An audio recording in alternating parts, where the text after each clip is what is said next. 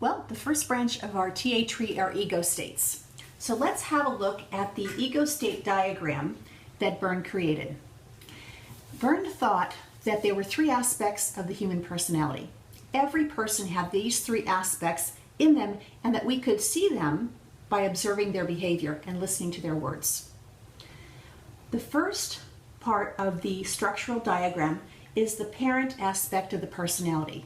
Now, the parent aspect of the personality are recollections and messages that you received from your parents, from authority figures, anyone in your early childhood who can tell you what you should do, you must do, you ought to, and you have to do, is in your parent ego state. The parent ego state is pretty valuable because the rules of living, the process of getting by day, very often can be accomplished more efficiently if we exercise our parent ego state. I should wake up, I should go to work, I should brush my teeth, I should pay my bills, I should live a good life. Those are messages, these are all messages from the parent ego state. So the parent ego state is that one that says this is what you should do. Next ego state is actually here, and that's the child ego state. The child ego state, according to Byrne, was the first to develop.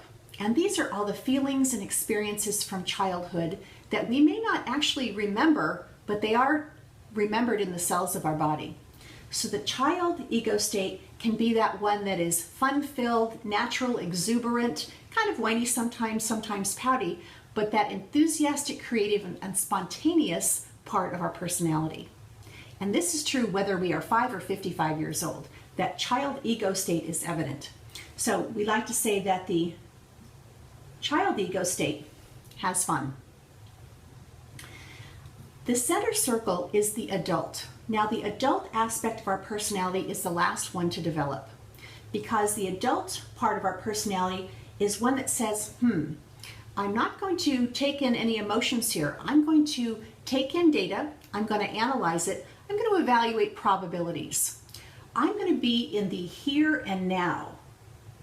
I'm not going to be in the past telling myself what I should do, or my childhood saying this would be fun to do. But from my adult ego state, I'm going to say here and now I'm going to make a new decision based on today, based on what I think I should do, based on what I think would be fun to do. Today, here and now, it's Tuesday, this is what I'm going to do. So this is the structural diagram of ego states. As we go forward, we're going to learn more about some descriptions on the functional diagram that will talk about some behaviors and some words that can be associated with the parent, the adult, and the child ego state. So why is this important?